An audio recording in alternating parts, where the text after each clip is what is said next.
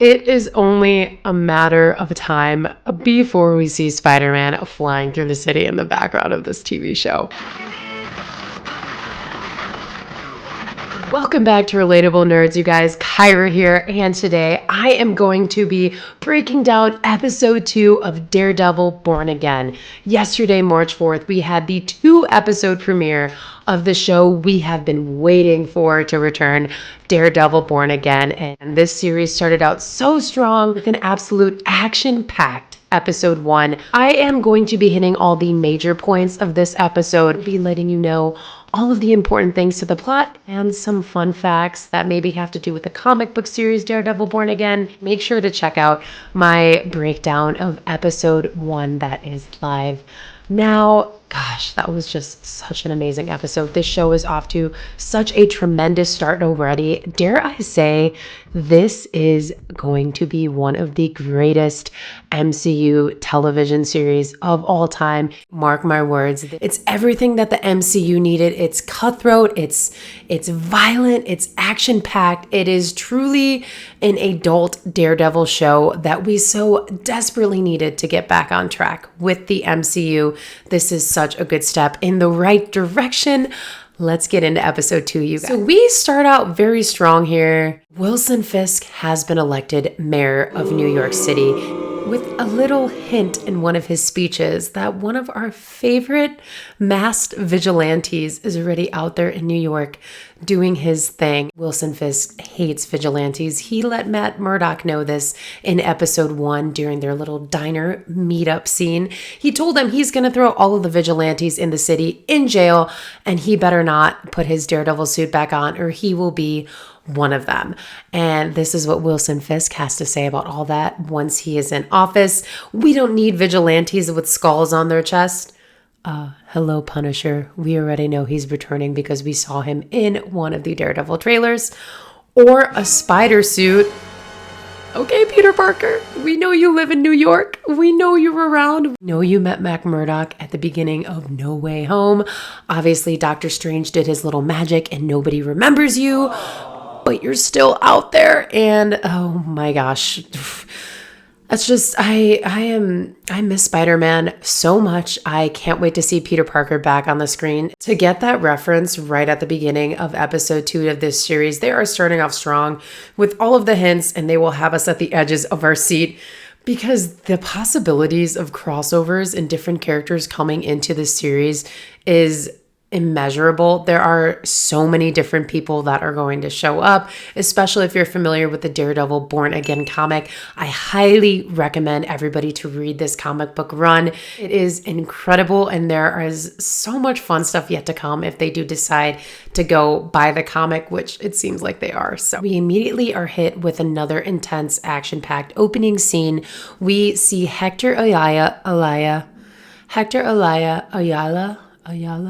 He's about to get on the subway when he sees 2 people fighting another guy. He jumps in to assist the guy that is getting mugged by 2 people, and they get into a little scuffle. The guy that was getting mugged ends up fleeing the scene, and he's okay. But those 2 guys that Hector was fighting with, one of them literally gets by a train. So that was gut-wrenching to see. And that is the opening scene of episode 2. Now, they are 2 for 2 with these intense opening scenes with violence and death, and they're setting the tone. We come to find out the 2 men that Hector was fighting with were NYPD, very corrupt NYPD officers. So that puts him in a situation already. He's immediately arrested. Matt ends up finding Hector getting beat up by the cops, and he decides to help him on his case because he knows what Fisk is already doing. Obviously, he's not Daredevil at this moment, but he has a place in his heart for who are just trying to do good when they're being portrayed as these horrible people by Fisk. He sends Cherry to do some more research for him. They end up meeting Hector's wife. Matt talks to Hector a little bit. Hector is obviously hesitant to share that he is the White Tiger because he knows that Fisk is after all of the vigilantes. So the NYPD are kind of setting up to find all the vigilantes so Fisk can throw them all in jail. It's so corrupt because at the end of the day, he's just trying to help the common person because there's so much violence happening in this city. city right now that he's just trying to look out for people. Really cool in the comics as well. He gets this power from an amulet that he wears, that he has, that his family has kind of passed down to him, and that's how he gets his power. We take a break from all of the mischief that's going on in New York City to see that one of Matt's colleagues, Kristen McDuffie, who we met in episode 1, she was sitting at the bar with Foggy right before everything happened. She sets him up with none other Dr. Heather Glenn, who is a character from the comics.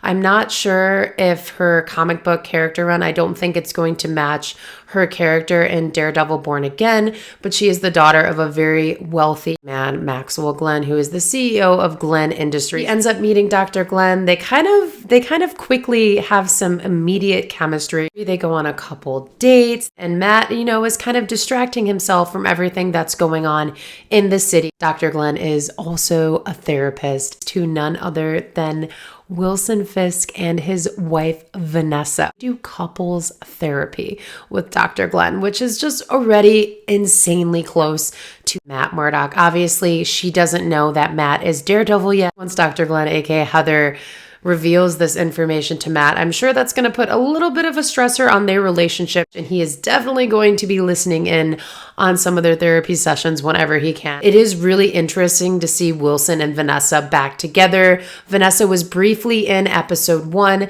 She mentions in this episode that she took over all of Wilson's businesses while he was healing from being shot in the eye, and she was successful while doing it.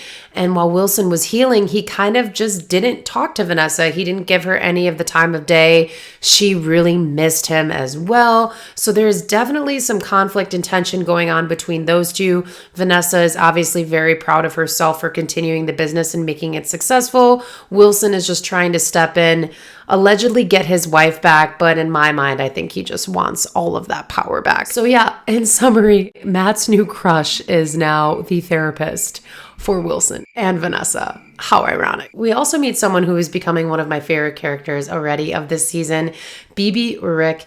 Now, in episode 1, there are these kind of like little mini interview parts where there is somebody behind the camera, and it's called the Bibi Report. They're asking people on the streets how they feel about the city, what's going on, and how they feel about Wilson Fisk and all of these things. Bibi Urich is a reporter and also the niece of Ben Urich. I don't know if that rings a bell for you guys, but Ben Urich was working with Karen Page in the Netflix series of Daredevil. He was a journalist that was trying to expose who Kingpin is to the city. Unfortunately, Kingpin caught on to this and murdered him before he could do so. Bibi is the niece of Ben, and it's quite heartbreaking. She even says in this episode she is named after him. She actually gets to be in the same room as Kingpin in this episode because she befriends Daniel Blake. She lets Kingpin know who she is and what she's trying to do. And Kingpin is definitely like raising his eye at her because she's not afraid to ask the uncomfortable questions for him. She asks about his wife. She makes sure to let him know who she is and what she knows. And Kingpin is definitely a little unsteady after their encounter. I'm really excited to see her journalism throughout the entire series.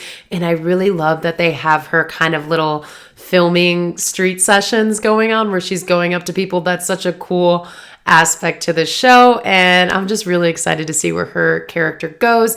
Does she want revenge? Obviously, she has a lot against Wilson Fisk, and she probably is going to use some of that media attention against Wilson eventually. So we'll have to see what happens. At the end of this episode, Matt finds Nicky Torres, the man who was getting beat up by the 2 corrupt police officers at the beginning of the episode where Hector stepped in to help. He ends up tracking him down, finding him, and tells him, yeah, the police are after you. They are going to kill you, so you can't testify in court, and nothing happens, against them, and nobody finds out how corrupt they are. So he basically saves Nicky's life. He has him go out on the fire escape to meet up with Cherry. The cops get there just in the nick of time as Nicky escapes, and Matt takes an absolute beating from them.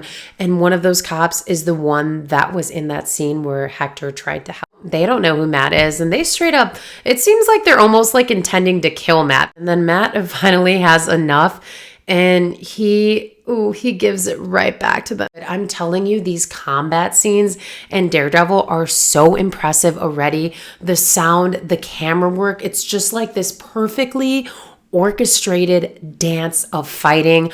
I am so impressed, and I am mostly now excited about all of these combat scenes in this series just because they are pushing the limit for how incredible all of these scenes are already. In Daredevil, man, like when I tell you, you can feel the pain behind those punches, and just Daredevil absolutely cracks one of those guys' bones out of his own arm. It was insane. After Matt absolutely annihilates both of them, he just yells, like he screams, and you could just feel the rage, how upset he is over everything that's happened to him, everything that happened with Foggy, everything that's happened to the friends he's lost, to Elektra from the past, to everything. It is all just flashing through his mind in the scream, and he knows in his heart he has to put the suit back on and he has to go back to business, or he is not going to win this war against Fisk. It's almost like that moment of realization where he's like,